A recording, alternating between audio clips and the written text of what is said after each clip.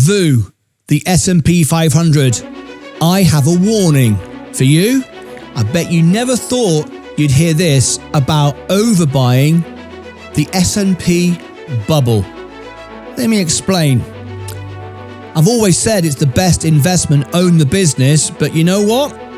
We are now entering a bubble, and that's something you never thought I'd say, and how to avoid it, and how to avoid losing it all. Recently, we entered a crash due to tariffs. The stock market went down. We had blood on the streets. We had a trade war, inflation issues, all kinds of problems we had. The Fed turned the money printer off. They've been quiet for a while. Jerome Powell has been saying, or Donald Trump's been saying, Jerome Powell should lower interest rates. It's all been going on. People have been getting stressed up and down. What do I buy? Do I move into crypto? The economy collapsing. Everything went down. No one knew what to do. Well, some people moved into crypto. XRP, one of our favorites. Some went to the board and tried to work out the numbers. Many, the majority, moved into the S&P 500. VOO is now one of the most powerful inflows of any ETF in the world.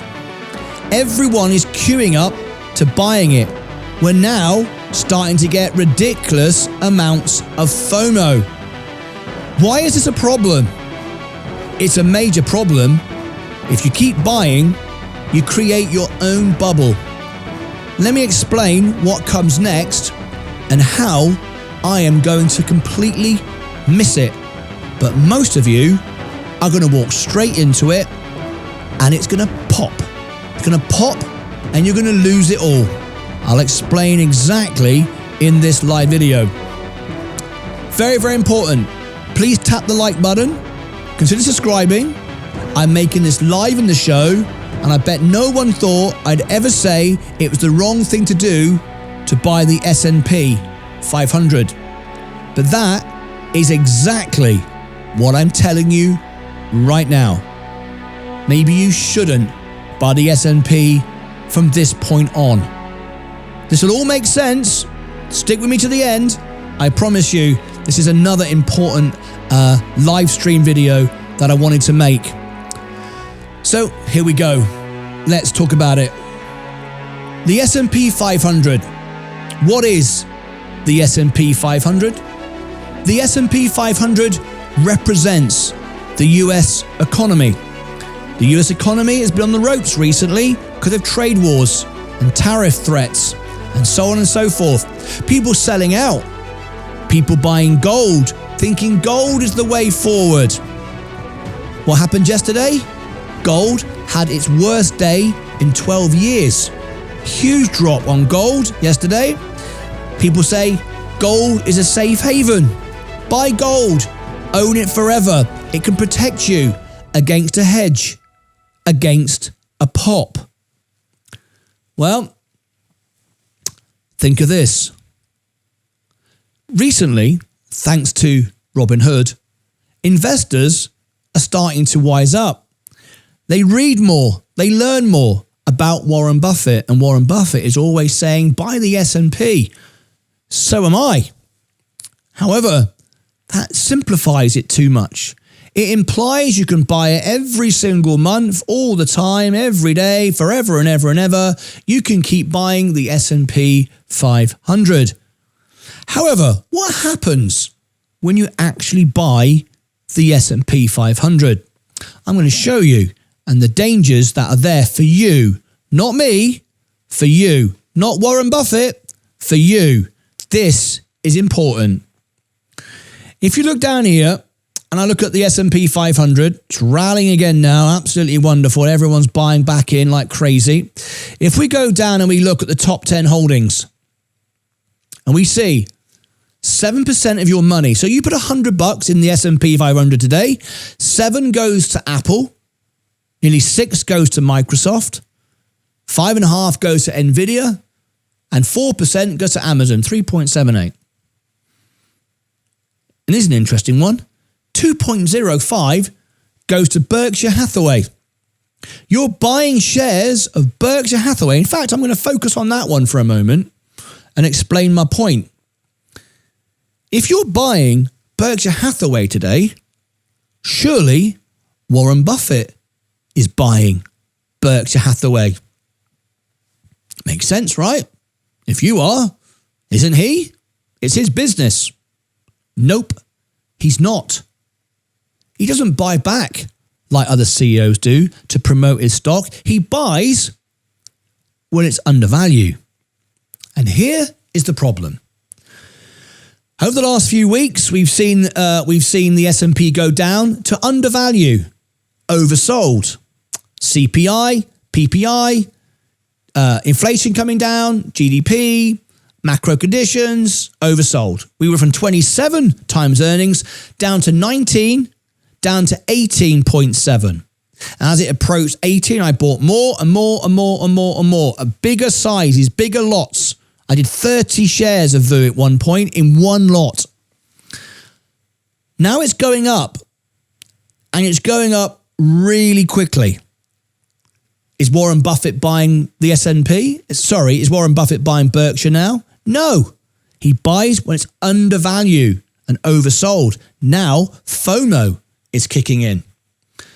Now, where's the pop going to come from, and how can we get a pop? Look at this. We had extreme fear a few days ago. That's where I bought it. That's where I increased my position. We're already in fear, and at this rate, we'll be at neutral by the end of the day. It's kicking in. The problem with VU and the problem with the S&P is now more people think it's the only way to do it, and more people are doing it, and that's great for me. It's great for Warren Buffett. It's great for long-term investors. It's not good for you. Why is it not good for you? Because when you buy a business, an individual business, not an ETF, you are valuing the business. No one is valuing the ETF. They just buy every month, buy every week, buy every day. Just keep buying it. Everything gets overbought again. And because it's tech concentrated, like I just showed you, Apple is getting a ton of inflow. Does Apple deserve that inflow right now? Maybe, maybe not. Now, here is the problem. And here is why I did what I did and why I'm safe and you're not. This is why. I could have done what most people are doing. Everybody who has a 401k and a normal job is doing, they dollar cost average. They buy every month, every week, forever and ever and ever. They didn't buy the dip. They didn't buy a huge amount like I did last week, last month. No, not at all. They missed it. They just buy every month, every week, every month, every week, regardless of the value. But more people are now buying the S&P 500. It can pop. So how do you avoid that? When more people were buying individual stocks could pop. AI bubble could burst, the crypto bubble, Bitcoin. But if everyone starts buying an individual ETF of everything, rather than valuing individual companies, there's a bubble forming. So that if you're buying every single month and you're paying up and up and up and up and up and up prices, eventually it will come crashing back down again. It's inevitable. It's 100% guaranteed. So how am I protected from that? Well, because I'm an investor, not a speculator, not a trader, and I buy like Buffett. I buy with conviction. We know how Warren Buffett bought Coca-Cola. When it was the right time to buy, he bought half the company. I do the same. I use margin. If you want to go and check out my margin videos, check them out. Businesses borrow money. Microsoft, Apple, Google, they all borrow money like me because they make more money on their borrowed money. It's as simple as that. But it requires strategy. It requires discipline. You've got to do it right. And when it was down, I knew what the bottom was. I timed it perfectly. At the end of the video, below the description and above my head, I will give you the link to the video which explains how to do tax lots and improve your position along the journey. Go and check that out. It's really, really important. So I bought more and more and more to time the bottom, and I was able to buy the bottom and then sell the ones above for a wash and swap them. Take the ones that were overpriced back to the shop, get a full price, get 100% refund, and keep the ones that were cheaper. That's what I did. Very, very important, because you have to reduce your position to match your portfolio, match your risk, manage your margin, whatever it is you're doing. But just buying blindly for every single month, every single year, when everyone's now buying more and more of VU, more and more of the S&P, you're building a bubble. Now here is the problem for you and not me. For you, if you're buying it every month because you don't have the conviction, you don't know how to recognize an oversold, undervalued stock, you're not sure, or you get FOMO, which everybody does, because everybody's buying it today. Yesterday I was up 14 grand. Today I'm up 8 grand. Yesterday I was up 8 grand. Today, 2 days ago, 14 grand. Yesterday, 8 grand. Now 5 grand.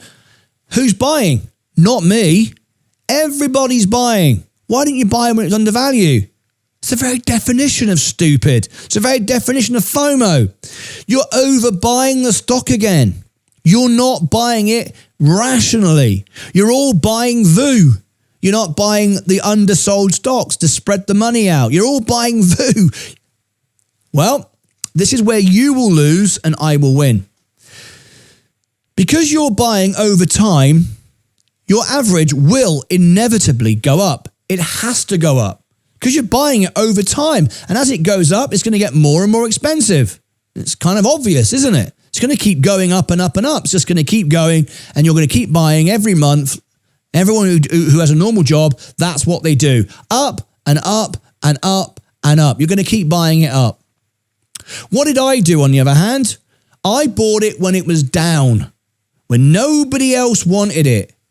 That's when I bought it.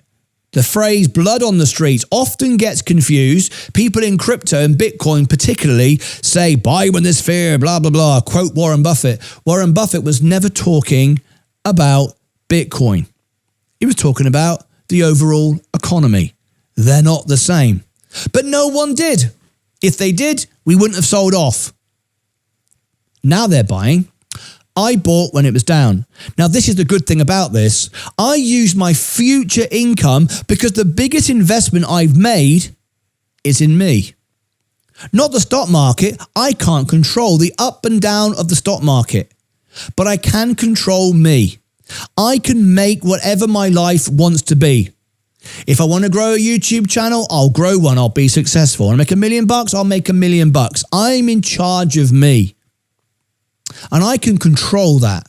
I can't control what the stock market does, but I know the value. And when the value is down and I know my income is increasing and my YouTube channel is increasing, I'm earning more money, I'm investing in myself, I'll work harder, I'll make more videos, I'll go live more, I'll do more, I'll earn more. When the market is oversold, and when only it's oversold, I will whack on the margin and I will buy big. And I did. I did exactly that. I bought more and bigger and bigger and bigger all the way down until I hit the bottom. And yesterday, using tax lots, watch the video at the end. I'll give you the link in the chat, in the description, everywhere else. I was able just to sell a couple of those for a wash, no tax gain, no losses, and just swap them out for cheaper ones. I was able to do that. To lower my average, at the same time gaining more stock. Because I want my price to come down. I want to buy it at the bottom. I want to own it at the bottom. Because in a year, 2 years, 5 years, I'll be up 100%, 200%, 500%, 1,000%. I will not care of a 50%, a 70% correction, crash, you name it. Well, those that buy it up and up and up and up and up and up and up do, and they will pop. So, what this is all about is being an investor.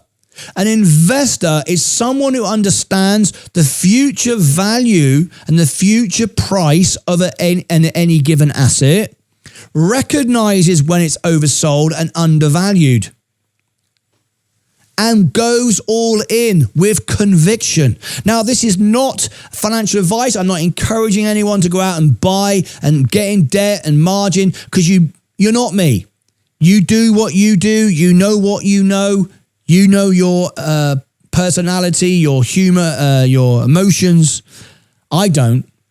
You can't follow me. You can't copy me because you're not me. I can't follow or copy you. But what I'm trying to do is entertain, educate, and share my life experiences with people, live, unedited, as it happens. I'm making this live for you now, but I just want everyone to realize, once again, we're preparing for the next future pop. And it will, absolutely, 100% come again. And every millionaire that I speak to, and I've got lots of millionaire friends and one billionaire friend, they all tell me the same thing. They go all in when it's undervalued. They buy value. They don't chase the market. They don't take risks. They don't lose money. They never lose money. Since I rebalanced my portfolio and I moved out of speculative day trading and bought the S&P, and all the relationships I made with my hedge fund managers and my CEOs, and I built this channel, I've never lost since then. 14 months, 24 trades, 24 wins. I did one yesterday. I could do one right now, actually, but I'm in the middle of making a video. You don't want to be chasing the market up now. I know that's easy to say because I'm all in, but I have bought everything I need at the bottom to get me to my goal. I know what my goal is. $1 million live on the show at the end of the decade. I'm going to achieve that easily because I'm not going to buy on the way up. Absolutely not. I don't want to be part of the popping process. I want to be at the bottom. So, because I believe in me, I believe in what I'm capable of doing, I borrowed. I used margin, I refinanced, got outside sources, got much lower rates. I went all in and I bought as much of the S&P as I could. Every penny I've got, plus every penny of margin and some, and I bought it at the bottom and then timed it on the way out to make sure I was balanced and my average was coming down. Now, I sit back and do nothing. Now, if my income grows quicker and suddenly next month I earn $1 million on YouTube and I pay my margin off in 5 minutes, it won't matter if I pay more. It won't matter. But what I'm more likely to do is just hold it in cash at that point and earn 4% in cash because I've got my goal. There's no need to chase the market at that point. And when I speak to people with money, that's what they do. When you're making money, you don't risk money. People with no money take risks. People with money don't take risks. They've already made their money. No, I didn't have any money. A short while ago, I started on the show with $5,000 and I lost 30 grand and I was down. Oh my God, this is terrible. What's going on? And I was putting all my money in. I was earning when I started to earn money. I was losing it all. But it was a valuable lesson. And now I've learned the value of money and realized it's all about value. Value, value, value is the key word. You can't buy something over value and hope it makes you money. It's stupid. You wouldn't pay $10 for a can of Coke because no one would buy it off you. It's only worth $1.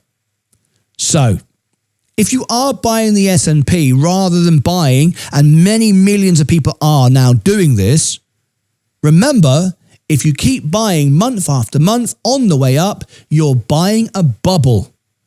And be very, very careful. You'll end up popping.